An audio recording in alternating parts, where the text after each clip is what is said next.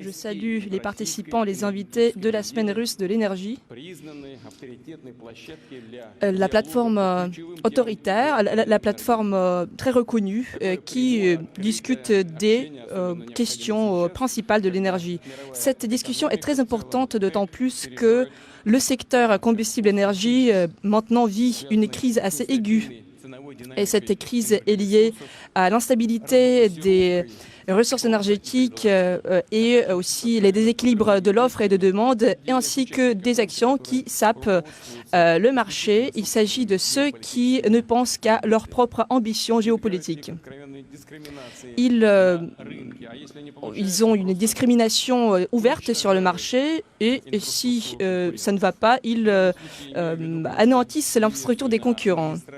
Il s'agit ce qui s'est produit sur les lignes des gazoducs 1 et 2 et il n'y a aucun doute, c'est un acte du terrorisme et le cible, c'est de saper la situation énergétique et aussi anéantir les ressources énergétiques et priver les gens des ressources et faire en sorte qu'ils achètent toutes ces ressources à des prix plus élevés. C'est un précédent qui est très dangereux. Il montre que n'importe quel site de l'infrastructure est en danger, indépendamment de lieu où il se trouve, par qui il est dirigé, s'il passe par la mer ou s'il passe par la terre. La preuve, en fait, je ne veux pas en parler parce que nous sommes ici à la semaine énergétique, mais il faut quand même mentionner que la preuve, c'est aussi l'acte terroriste sur le pont de Crimée qui a été organisé par des services ukrainiens.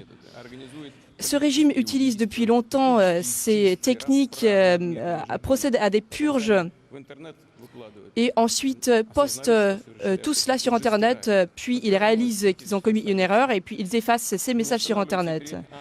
Ils ne s'arrêtent pas devant le terrorisme nucléaire. Jeudi, des frappes sur le site de Zaporojye ainsi que les frappes autour de la centrale de Koursk.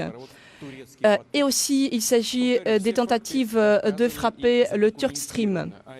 Tout cela a été documenté et les commanditaires de ces actes, ce sont les bénéficiaires, ceux qui profitent de ces instabilités, des conflits. Qui est derrière cela? C'est évident, c'est ceux qui essaient de rompre les liens entre la Russie et l'Union européenne, qui veut saper et anéantir l'Union européenne et aussi contrôler le marché. Et en fait, il s'agit de celui qui, techniquement, je tiens à le souligner, qui est techniquement capable d'organiser ces explosions, ces attaques, et qui a déjà organisé des diversions pareilles, et qui a été pris en flagrant délit, mais qui n'a pas été puni. Le bénéficiaire, alors on connaît très bien qui est le bénéficiaire. Nous pensons qu'il ne faut pas rentrer ici dans les détails parce que c'est l'importance d'autres systèmes, des systèmes restants qui augmentent. Ils passent par le territoire de Pologne, il y a mal l'Europe, sur les territoires de l'Ukraine, il y a deux lignes. C'est ce qui a réussi à construire en utilisant ses propres argents, ses propres frais. Il s'agit aussi des États-Unis qui peuvent maintenant fournir des ressources à des prix élevés. Comme on dit dans des entreprises respectables, c'est highly likely. Tout se comprend, c'est très probable. On comprend qui est le bénéficiaire. On peut maintenant imposer à des pays étrangers le GNL des États-Unis et qui est moins compétitif que le gaz russe qui passe par les gazoducs parce que les prix du GNL américain sont beaucoup plus élevés et tout le monde le sait, tout le monde le savait autrefois. Mais il y a d'autres risques qui se créent. De quoi s'agit-il? Tout ça, c'est instable et ces livraisons peuvent aller dans d'autres régions du monde. Nous l'avons vu récemment quand les tankers américains changé l'itinéraire quand il allait en Europe. Il changeait de point de destination parce que les autres les ont proposé des prix plus élevés dans un autre point du monde. Et ainsi, ils ont ignoré les intérêts des consommateurs, des acheteurs européens. Je veux rappeler une chose. Il y avait quelqu'un qui a sauvé cette situation, c'était la Russie qui a donné du gaz supplémentaire, mais pourtant les dirigeants européens préfèrent ne pas s'en souvenir et ils préfèrent nous pointer du doigt. Alors, est-ce que nous refusons ces livraisons? Non, pas du tout. Nous livrons tout le volume dans le cadre de nos contrats. Si quelqu'un ne veut pas prendre ce produit, notre produit, alors nous n'y sommes pour rien. C'est votre décision. J'ai dit déjà à plusieurs reprises, le Nord Stream, c'est un projet purement commercial où il y a la participation paritaire de la Russie et des Européens. Ça veut dire que le sort de ces gazoducs doit être décidé par la Russie et par nos partenaires dans l'Union européenne. Pour réparer les gazoducs, alors il est possible de les réparer, mais cela n'a le sens que si plus tard ils seront exploités. Et il faut aussi assurer leur sécurité. C'est une condition première, primordiale. Si on trouve avec les Européens une décision commune, livrer le gaz en utilisant la ligne qui reste, si j'ai bien compris, il y a une ligne qui peut être utilisée, qui a été sauvée. Il y a la pression dans cette tuyau, même si nous n'avons pas l'accès, nous ne pouvons pas le vérifier.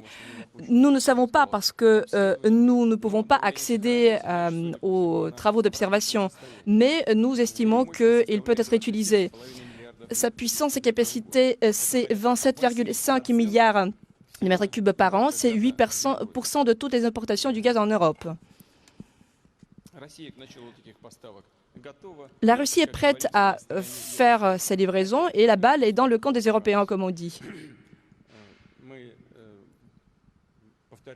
Encore une fois, je tiens à le répéter, nous ne privons personne et nous sommes prêts à livrer des volumes supplémentaires dans la période d'hiver et de l'automne. La dernière fois, nous avons parlé des origines et de la nature de cette crise sur le marché européen, y compris l'utilisation des ressources renouvelables. Bien sûr, il nous faut développer ces alternatives, par exemple l'énergie du soleil, les éoliennes, l'hydrogène. Bien sûr, il faut nous en occuper, mais il faut prendre compte du volume de consommation, de la croissance de l'économie, du rythme de cette croissance, des besoins du marché, des ressources et du niveau du développement des technologies. Mais est-ce qu'on peut le faire en ne pensant qu'à des idées politiques, en ne pensant qu'à la conjoncture? Mais en fait, c'est ce qui a été fait. Il s'agit dans la même lignée du refus du nucléaire, le refus des contrats à long terme et l'utilisation des prix spot. D'après les experts, cette année, le mécanisme spot des prix apportera plus de 300 milliards d'euros. Ce sera la somme que les Européens vont perdre. On pourrait l'éviter si on utilisait des contrats à long terme, des contrats qui sont alignés à des prix du pétrole. Il y a ici des professionnels qui sont rassemblés dans cette salle. Ils comprennent cela très bien. Ils comprennent la différence entre les prix spot et les prix dans le cadre des contrats à long terme. Ils sont 3 à 4 fois différents. Alors, est-ce que c'était nous qui avons inventé tout cela? Et non, c'est un moyen de vendre et qui nous a été imposé. Et c'était quelque chose qui a été imposé à Gazprom, l'utilisation des prix spot. Maintenant, ils s'en plaignent. Ce sont eux qui en sont responsables. On ne comprend pas comment on peut régler cela. Alors, nous savons déjà quel est le scénario, c'est de faire marcher la planche à billets. 3 trillions d'euros, c'était la somme par laquelle cette production a augmenté. Et ce sera la même chose avec le gaz. Pour les autres pays, surtout les pays en voie de développement, ces pays seront obligés de payer plus pour ces ressources.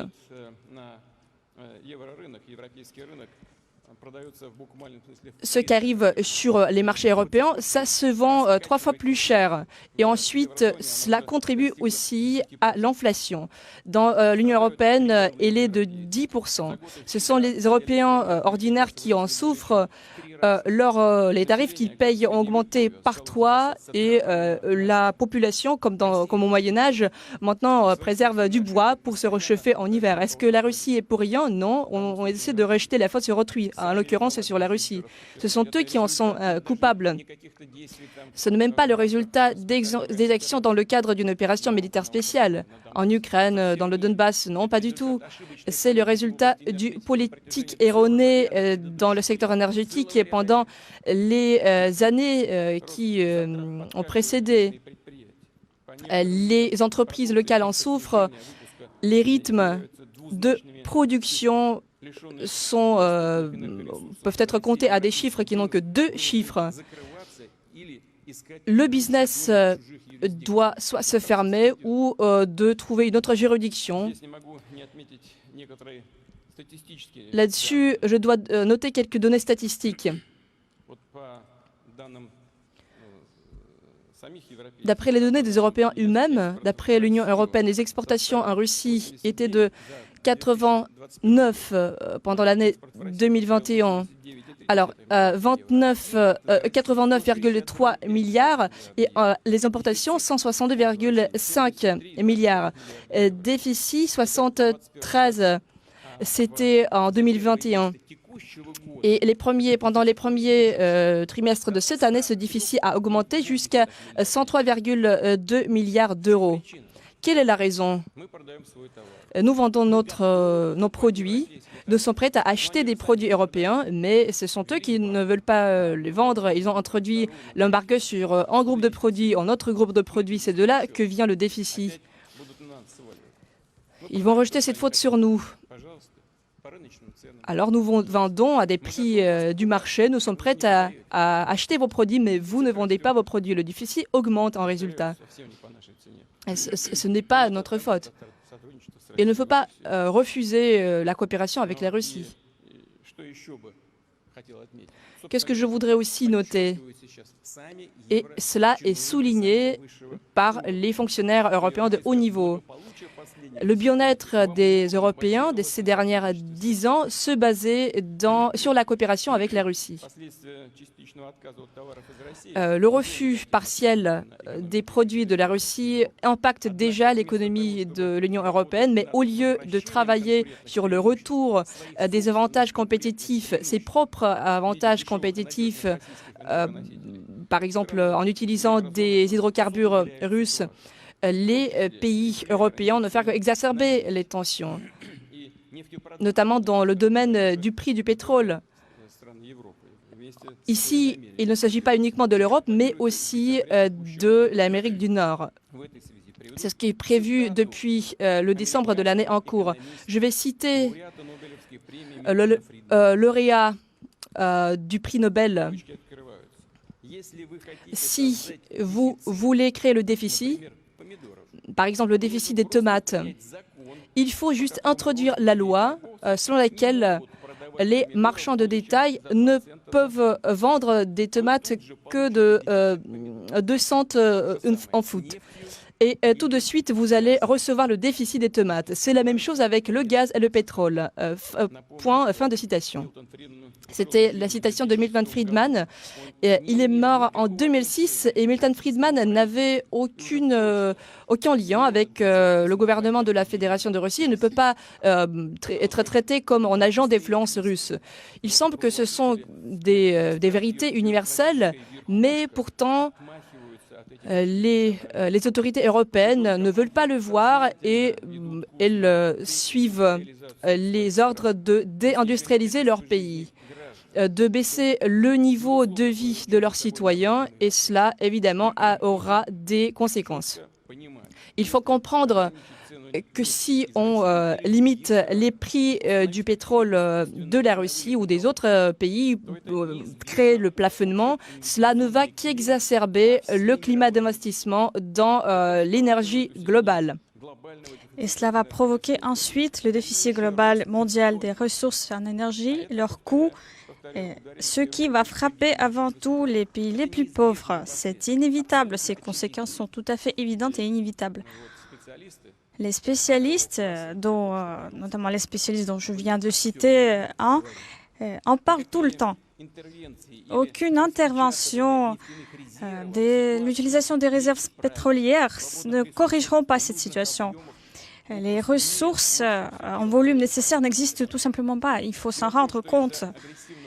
Suite à l'utilisation progressive de l'agenda vert, qu'il faut soutenir évidemment, mais il faut le faire avec intelligence. Quand il s'agit d'une promotion agressive de cet agenda, notamment dans la zone européenne, le secteur pétrolier mondial est sous-investi maintenant. Et dans le même temps, voyons que les principaux producteurs du pétrole, qui représentent 20% de l'industrie mondiale, ont fait l'objet des sanctions américaines et européennes. Et donc, en 2020-2021, les investissements en pétrole et gaz, on atteint les niveaux minimaux depuis 15 ans. Vous vous rendez compte, en 2020-2021, bien avant le début de notre opération spéciale dans le Donbass. Il s'est avéré que ces investissements sont 2 fois moins importants qu'en 2014 à cause des activités des hommes politiques occidentaux. Et le business n'a pas contribué 2,5 trillions de dollars dans ces domaines. Qu'est-ce qu'on peut dire? Je vais en parler plus tard, mais la décision d'OPEP+, qu'est-ce qu'elle a à voir avec cela? La décision d'OPEP+, n'a qu'un seul but, c'est équilibrer le marché mondial.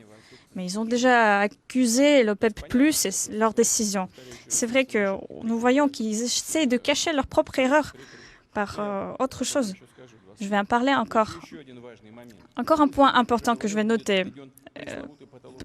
Admettons qu'il y a ce plafond qui est introduit sur les prix du pétrole. Mais qui peut donner des garanties qu'il n'y aura pas de plafond de ce genre dans d'autres secteurs de l'économie, dans l'agriculture, dans la production des semi-conducteurs, des engrais, dans la métallurgie, non seulement à l'égard de la Russie, mais à l'égard de n'importe quel autre pays du monde. Personne ne peut vous donner des garanties de ce genre. Cela veut dire que par ces décisions d'aventure, certains hommes politiques occidentaux détruisent l'économie mondiale en créant une menace au bien-être d'10 milliards de personnes. L'expérience de la destruction des valeurs traditionnelles des idéologues néolibéraux de l'Occident existe déjà. Nous le voyons très bien. Maintenant, ils commencent à toucher la liberté de l'interprétariat et de l'initiative privée. La Russie a toujours respecté ses obligations, je l'ai déjà dit. C'est ce qui nous rend différents des Occidentaux qui ont refusé d'une manière cynique les contrats financiers et technologiques et qui ont décidé de renoncer aux livraisons technologiques, aux équipements. La Russie ne va jamais agir contre la raison. Elle ne va jamais payer le bien-être des autres. Nous n'allons pas fournir nos ressources énergétiques dans les pays qui vont limiter les prix à ces ressources énergétiques. À ceux qui, au lieu des mécanismes de marché, essaient d'utiliser des ruses et le chantage, alors que nous, dans ce genre de paradigme, dans le domaine politique, on vit dans tout cela depuis déjà 10 ans. Je voudrais dire à tous ceux qui le font, nous n'allons jamais agir au détriment de nos intérêts. Notre position, c'est que la stabilité, l'équilibre des marchés énergétiques et la sécurité de l'avenir des peuples ne pourraient être assurés que par des efforts conjoints, dans le cadre d'un dialogue ouvert, franc, basé sur le principe de solidarité et du compte tenu de tous les intérêts nationaux. Voici le dialogue que nous avons avec nos partenaires dans le cadre d'OPEP+, et je viens d'en parler. Comme vous savez, savez, récemment a été atteint un autre accord dans le cadre de cette décision qui tienne compte avant tout de la dynamique de l'offre et de la demande sur le pétrole ainsi que des programmes d'investissement à long terme dans le domaine pétrolier qui sont objectivement sous-financés. En octobre, le quota de la production de pétrole dans nos pays restera au niveau d'août cette année, de l'année en cours, et après sera réduit jusqu'à 2 millions de barils par jour. Nous espérons que ces décisions vont satisfaire les producteurs de pétrole tout comme les consommateurs de pétrole. Dans le même temps, la coordination des activités des partenaires dans le cadre d'OPEP+ se poursuivra pour assurer la stabilité et la prévisibilité des marchés. Les experts comprennent que la prévisibilité, c'est une question clé. Chers collègues, la Russie est l'un des participants clés du marché énergétique mondial. Côté exportation, production du gaz, production de l'énergie, du charbon, notre pays fait partie des leaders mondiaux.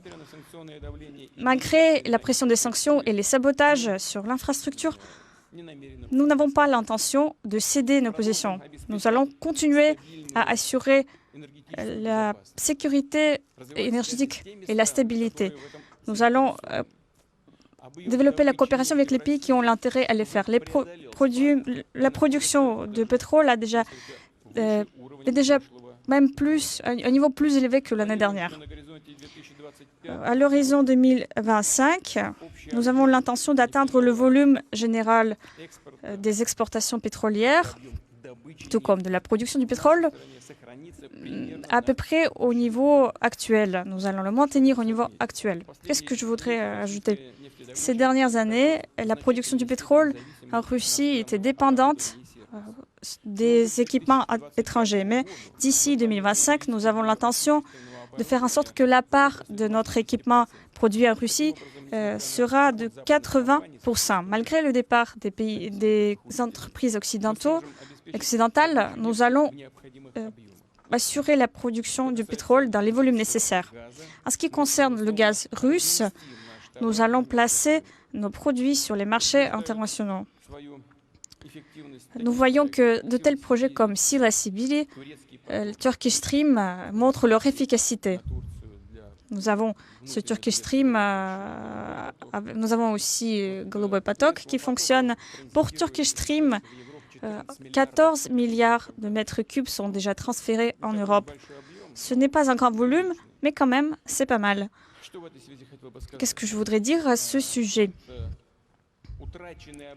Les volumes perdus du transit par Nord Stream auraient pu être transférés dans la région de la mer Noire pour faire en sorte que les itinéraires principaux des livraisons de notre combustible, de nos carburants, de nos gaz, notre gaz naturel en Europe via la Turquie, en créant en Turquie un hub gazier très important si nos partenaires auront l'intérêt à le faire. Mais en général, il y a des raisons économiques pour le faire et le niveau de sécurité, selon les dernières données, sera bien plus élevé dans ce cas-là.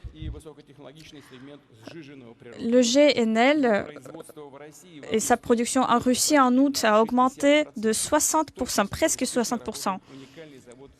L'usine Yamal SPG fonctionne avec succès et nous voyons qu'il y a les résultats de nos mesures systémiques pour exploiter les ressources d'Arctique, pour développer la route maritime du Nord et des brises-glaces, de la flotte de nos brises-glaces. Nous allons augmenter nos exportations énergétiques sur les marchés qui connaissent une croissance rapide. Nous allons également élargir la géographie de nos livraisons. Nous allons définir dans les meilleurs délais les objets clés de notre infrastructure et nous allons commencer leur construction, dont notamment les projets prometteurs comme Sila Sibiri 2 et sa partie en Mongolie, Soyuz Vostok. Nous allons également créer un lien entre les systèmes qui existent, des terminaux du GNL continueront à être développés.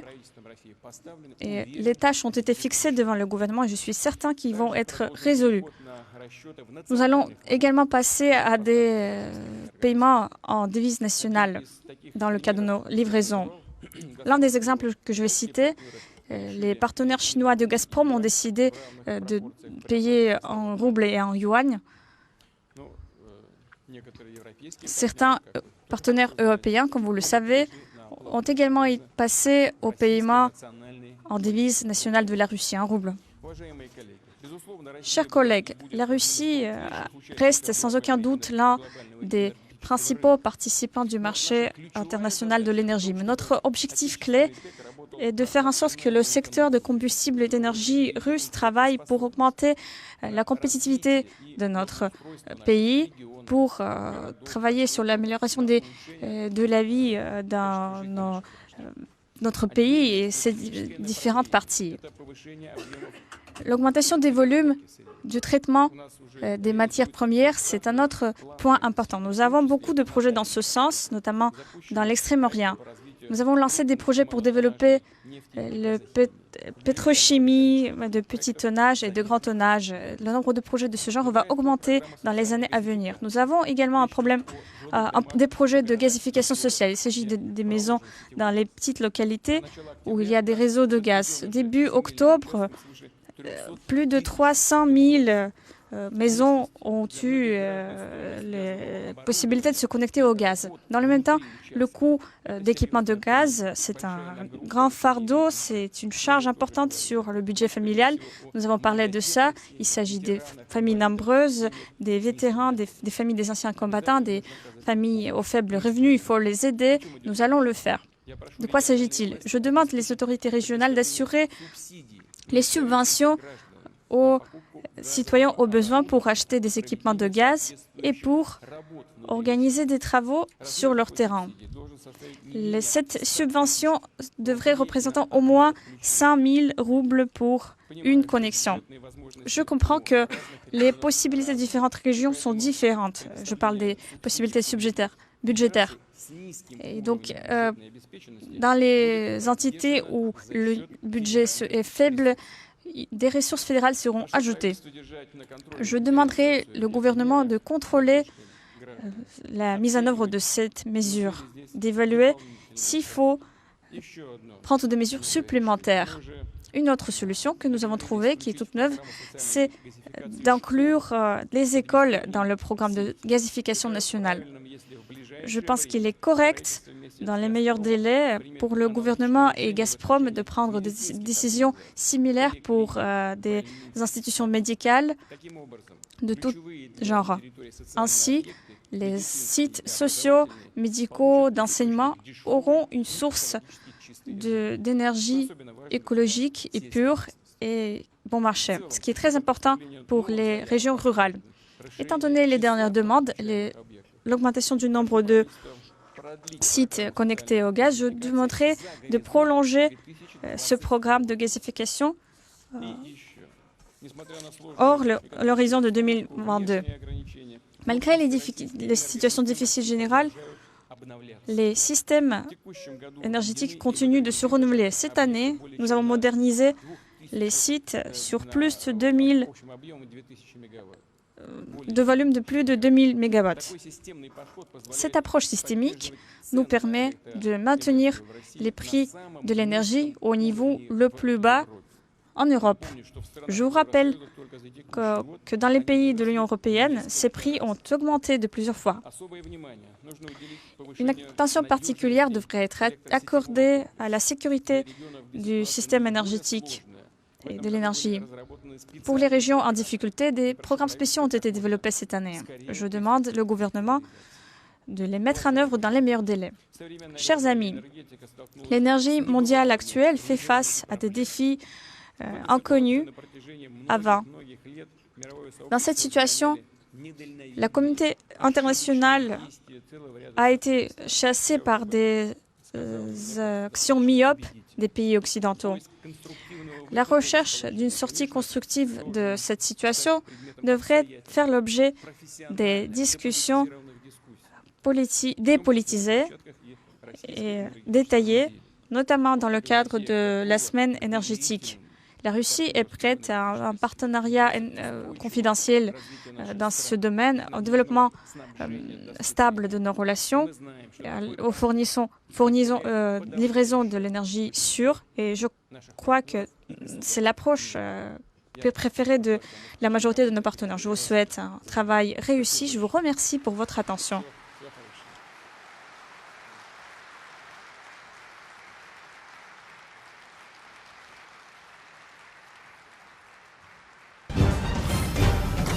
Afrique Média, le monde, c'est nous.